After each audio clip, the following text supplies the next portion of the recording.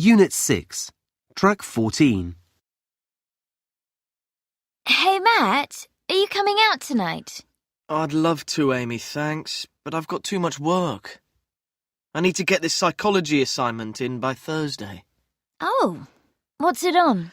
Happiness, or specifically, the things that make people happy. Wow, that's a big area. How are you approaching it? Well, I've been looking on the internet to see what various experts have to say on the subject. Did you find anything interesting? Well, yes, I did. Like, For example, there's a professor at Nottingham University, a guy called Richard Tunney, and he suggests that the more close friends we have, the happier we are. And if you see these friends regularly, go out with them and so on, well, that's even better. I'd have thought that was fairly obvious. Yeah, I guess so. The next one is a bit more interesting, though. Martin Seligman, a professor of psychology at an American university, conducted a happiness experiment with his students. What did he do? Give everyone huge amounts of cash and then see how much they smiled. That would help, wouldn't it? Well, perhaps it would. For a short while, anyway. No, what he did was tell half his students to take part in fun activities, like playing video games or going to the cinema, and the other half to do good things. Good things. You know, like visiting elderly people at a care home, or some other kind of voluntary work. And it was those students who reported a more lasting feeling of happiness. That's interesting. Then there's George Vaillant, a psychiatrist and professor at Harvard Medical School.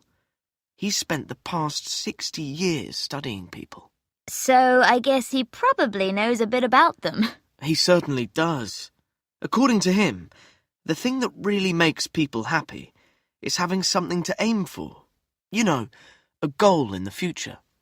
Right. So I can say, by the time I'm 30, I'm going to be a millionaire, and that will make me happy. But Vaillant has a warning here. You need to be realistic. It's no good setting yourself impossible goals, because Because you'll only make yourself unhappy trying to achieve them. Exactly. So does anyone mention anything that people normally assume brings happiness? Like a healthy bank account or an expensive house? Something more, material? Funnily enough, those things aren't mentioned much. Here's another interesting one, though.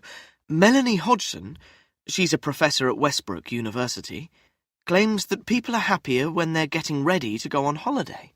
Oh, I love that.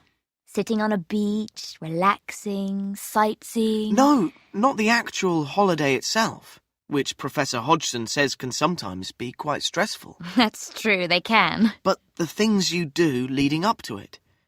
Deciding what you're going to take with you, what you're going to see and do, packing your case, that kind of thing. Oh, I get it. Yes, I can see how that would work.